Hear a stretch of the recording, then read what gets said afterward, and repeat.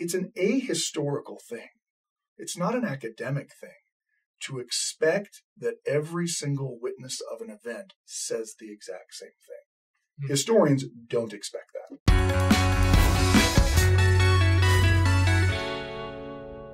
Hello, everybody. Welcome back to Saints Unscripted. Today, my name is Alex. I'm David. And today we have with us Gerrit, who we're going to be talking about a lot of different stuff with him. First of all, he wrote a book called Let's Talk About the Translation of the Book of Mormon. And he also is a historian, and he has his own podcast called The Standard of Truth. So basically, he knows what he's talking about, and we're excited to be talking with him today. So tell us about your book here, Translation of the Book of Mormon. So the point of the book is to help people get at the early sources of translation. What did the scribes of translation say? What does the Book of Mormon say about it? And, what also has the church said about it? You also covered a lot of common and or controversial questions that people have about the translation. Maybe you could tell us a little bit about what some of those questions are and kind of the approach and conclusions that you came to in this book regarding those. I would guess that for a lot of people, one of the things that makes them feel uncomfortable is that, they hear, well, that Joseph Smith, did he use rocks to translate? Was there like some kind of, does he have like a pet rock that he's talking to? Is this a magic rock? What is this? And then how does he use that stone? One of the first things we try to do for people as we go through the book is what if we didn't have any witness statements of the translation? What if we didn't have anything? All we had was the text of the scriptures. What could we know about the translation? And we could know a lot. I mean, the Book of Mormon itself describes the process whereby it's going to be translated quite a bit. We first would know from Pearl of Great Price, Joseph Smith history, when the angel appears to Joseph, he tells him that God had prepared stones for him to use to translate the book. And so we should already expect that any discussion of translation somehow involves those stones, because that's what the angel said. Secondly, the Book of Mormon in multiple places talks about these translation devices, these stones. Talks about the two stones that the brother of Gerrit had. Talks about whatever translating instrument Mosiah had. He had something to translate those Gerritite records, and that he looked in them in order to translate. And then you also have an Alma, another reference to another stone, this one with the name Gazalem or however you want to pronounce it. I don't speak ancient Nephite, but that this stone would also be prepared for bringing these things forward. So the Book of Mormon itself multiple times talks about the fact that stones, sacred stones, will be used as part of the translation, that the way they'll be used is a seer called of God will look at those stones, and then at least, there's two separate devices that are mentioned in the Book of Mormon. There's the two stones that are bound together, and then there's the separate single stone. So those are three pretty fair conclusions you can come to just from the text of the Book of Mormon itself. And then the last one's maybe not as definitive, but that the way these stones worked, according to Alma 37, that they would shine in the darkness. So when we go then to what do our historical accounts say about the translation process, those are some things we should expect to find. That stones are being used, that the seer is looking at them, that there's apparently more than one translation device, and maybe the way that they work is that they shine in the darkness. Well, what our witnesses tell us is that the way Joseph did it was that he would take the seer stones, either the two bound together or a separate stone, separate Gazalem stone, and he would try to make the area dark around the stone so he could see what was appearing on the stone. And the way that he did it was by using his hat. So Joseph is going to take his hat, place the stone in the bottom of it. Well, why? Well, because apparently you need to make it dark enough around the stone so you can see the words that appear on it. You've got a problem, because if the room's very light, well, you need it light enough for Oliver Cowdery to be able to write. But the lighter you make it for Oliver Cowdery to see, the harder it is to see what's on the stone. So it's a lot easier to control the light around the stone than it is the light in the room. But that's a really weird image to a 21st century, well, not even Latter-day Saint, anybody. What do you mean he's putting a stone in there? So I think for some people, because they haven't thought of Joseph translating by placing the seer stone in a hat, well, that can be shocking to them. And they can say, well, wait a minute, that's not what I've always thought. Let's talk about the witnesses of the translation, or at least those people who were close to Joseph while he was translating. There's a lot of controversy surrounding what they said about the translation.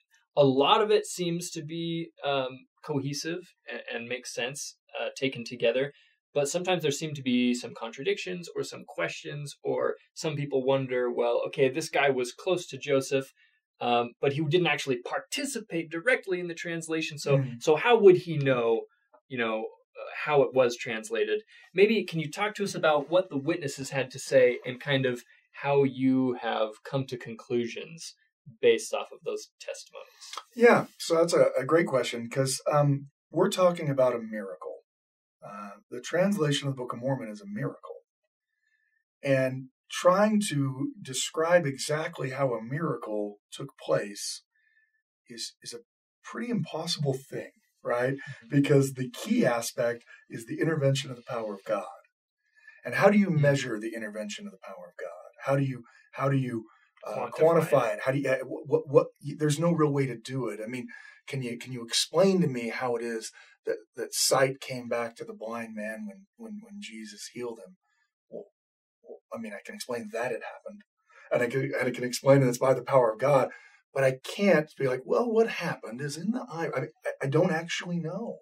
So there always has to be a little bit of hesitancy when it comes to, well, this is how we know that it happened. From a historian's perspective, we look at, the prime nature of the source. Was this person actually there for the event or a contemporary of the events? Was it created at the time? Is this person in a position to know the things that they're claiming? And is this person likely to be giving an honest account? Now, again, honest account on the basis of what they think happened. I mean, different people have different experiences, even of the same event. And when they try to relate them, there's going to be some differences. In fact, it's an ahistorical thing. It's not an academic thing to expect that every single witness of an event says the exact same thing. Historians don't expect that.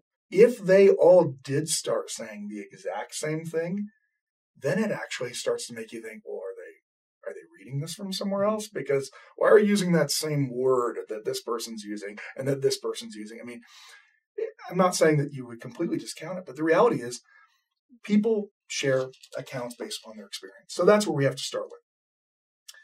Emma Smith is the first substantive scribe for Joseph. I mean, she is the first that will write multiple portions of primarily the 116 pages. It's unfortunate that we don't highlight Emma's role as a scribe as much as we should, in part because Martin Harris lost everything that she did.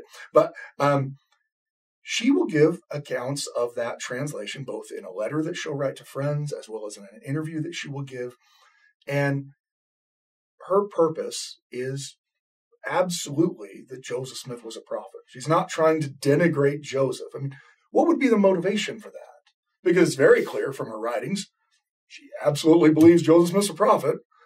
So why, instead of saying how it actually happened, would she make up a story of Joseph putting a stone in a hat when that's exactly what antagonists of the church were attacking him for? She says that Joseph translated using both devices. At first using the two stones bound together, and then eventually using a separate single stone, which again, the Book of Mormon talks about two separate devices. So that makes sense. She said that the way he translated was by placing that stone in a hat. We often think of, a curtain being drawn across the room, and, Emma's on one side with her pen and paper, and Joseph's on the other side with plates.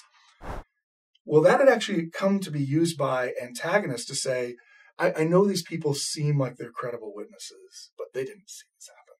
So Emma, David Whitmer, Martin Harris, they take pains to say there was nothing between us. And Emma says that, I sat by him hour after hour across the table as he dictated, and there was nothing between us, right? She saw exactly what he was doing. Now, that might lead to the question of, well, does that mean Joseph had the plates out in full view then? I mean, if Emma's sitting right where you're sitting, then and apparently Joseph has them covered during the process. So that's why Emma still never sees the plates, even though Joseph's translating. And according to Joseph Knight, one of the family friends, Martin Harris, and David Whitmer, the way that the translation took place was that a character from the plates would appear on the stone, and under it, the translation in English would appear. And so sometimes, again, that's something that people, well, are you telling me Joseph Smith wasn't looking at the plates? I'm like, well, apparently, according to the witness accounts, he's not. According to the scribes, according to the witnesses, he's looking at the words that are appearing on the stone, and apparently doesn't need to look at the plates because the character from the plates is itself appearing on the stone. Now, someone might say, well, why do you even need the plates then? Well, needed to be within Bluetooth range. I mean, well, maybe. I don't know what the range was, but it is true that the plates and the stones, they seem to be a package deal. I mean, when the angel chastises him for asking 3 times to take the 116 pages, the angel takes both the stones and the plates, right? And so they seem to be together. That is something that is shared witness from other scribes like Martin Harris. Again, Martin Harris is part of this early translation venture. He says something similar, that Joseph will place the stones in the hat, and that's how he was able to translate. In fact, Martin Harris, at one point, Martin Harris, he's painting himself in a very good light when he does this interview, but he says that there were people saying, well, Joseph's just got, he's got things written in the bottom of his hat. And so, sure, you think he's reading miraculously, but he's just got like a sheet down there. And when Martin Harris turns to it, there's another sheet in there. Hey, Martin, what's that over there? Got it. And thus saith, it seems pretty preposterous, honestly. But because Martin Harris says that because people were saying that one time they go down to skip rocks at the river to take a break, which seems like it's high entertainment in the 19th century, but and he finds a stone that looks almost exactly like the seer stone. And so he pockets it, and he goes back, gets into the room first, and he switches out the stones. Now, he says he did that to try to silence critics who are saying, oh, no, Joseph's he's got paper in there. And Joseph, according to Martin Harris, comes to translate, and he can't. He can't translate because it's not the sacred stone that God had prepared for the purpose. All is as dark as Egypt. Yeah, exactly. Yeah, that he can't see. And in fact, so you have this kind of physical aspect of it, right? That there's a stone. These stones are prepared by God. They are holy, which is the reason why Joseph will eventually start using the term Urim and Thummim to describe them. Early on, he doesn't. Early on, they use the term spectacles. They use the term stones. They use the term interpreters. But by late 1832, you have antagonists of the church mocking the translation process. And so I think that's when they adopt this biblical term to try to, because who's mocking them? Well, it's Christians, right? Oh, you're trying to tell me that God would use stones? And so I think Joseph was saying, yeah, just like the high priest of Israel was given holy stones by God in order to receive revelation, like that. And so they start to use the term Urim and Thummim to mean any seer stone. And that can really confuse people because I know growing up, I always thought, well, there's 2 stones. This one's probably named Urim and this one's named Thummim. Right? I mean, yeah. Maybe I shouldn't be telling everyone my poor thought process, but that's what I always thought until I got further into the literature and reading the sources. And what became clear is that Joseph's using the term Urim and Thummim to mean any seer stone. Long after the 2 stones have gone back with the angel, in 1841, he shows Wilford Woodruff a seer stone and calls it a Urim and Thummim, right? A single stone. Well, Wilford Woodruff's all kinds of excited. He's writing in his journal, I saw it today. He's really excited about it. But that can also kind of cause problems because people say, well, what is he using to translate? Is he using the separate stone? Is he using the two stones? And by the time the histories are being written in 1838, they're using the term Urim and Thummim for everything. They're using it, what is this world going to be like in its glorified, sanctified state? A giant Urim and Thummim, not the ones Joseph found in the box. It's clearly a generic term, but sometimes we make it more specific. I think the most important thing that I want people to take away from this and to take away from, learning about the translation period, if you're sitting there thinking, well, that's not how I think it happened, that's fine. What matters is that it happened. Read the Book of Mormon, then read literally anything Joseph Smith wrote at the time. It will be crystal clear to you that this is by the gift and power of God. Beautifully said. Love it. That's wonderful. Thank you. All right. Well, thank you so much, Gerrit, for coming on today. If anybody has any questions for you, are they okay to leave that in the comments? Or Sure. Great. Awesome. Great. Guys, check out the book. And check out the podcast. He's a very entertaining guy to listen to if you haven't been able to. He has got a see lot that of yet. knowledge, as we've seen today. Yes. So, thank you so much for watching, and we will see you guys next time. Bye.